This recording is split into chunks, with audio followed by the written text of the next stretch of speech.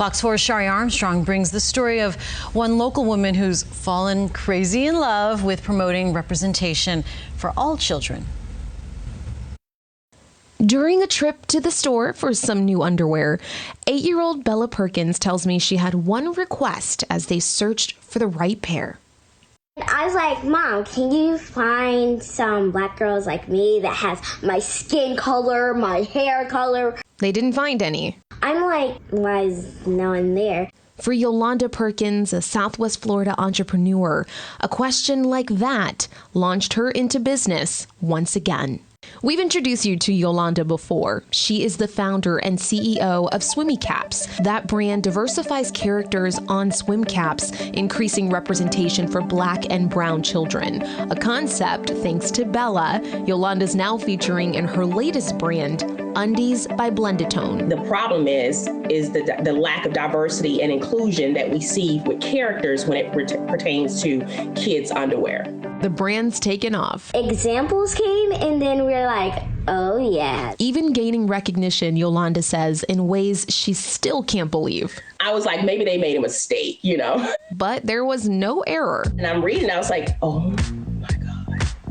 Just last month, Undies by Blenditone got word that it received a $10,000 grant from the Be Good Foundation and the NAACP. If you're not familiar with Be Good, that's B as in Queen Bee, as in Beyonce's foundation. And I was like, oh my God, Mommy just won a grant from Beyonce! A major win for this tight-knit Southwest Florida family. We all started crying. We were just crying. Yolanda says that money will help to market her home-based business where she and her husband and their 2 kids work to fill orders. Looking at Yolanda's story, it might be easy to think, man, she is so lucky. But she points out that she's had businesses that previously failed.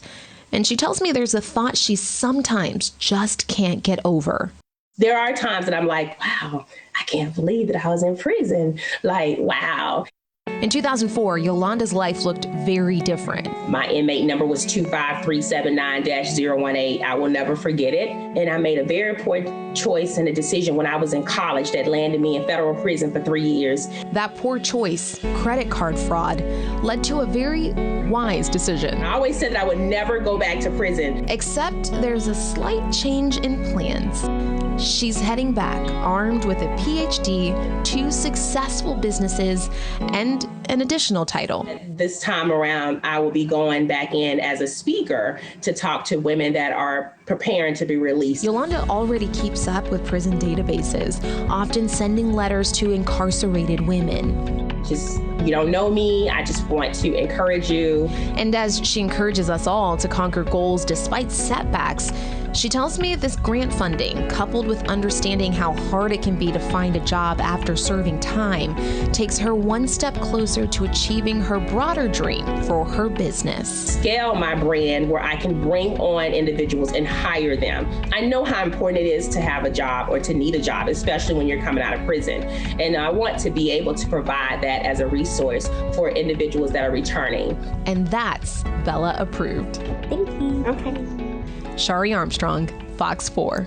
Very Bella, beautiful. There's always a great outcome when you never give up. We've been highlighting that, the successes, the legacies, and important conversations as we celebrate Black History Month here in Southwest Florida.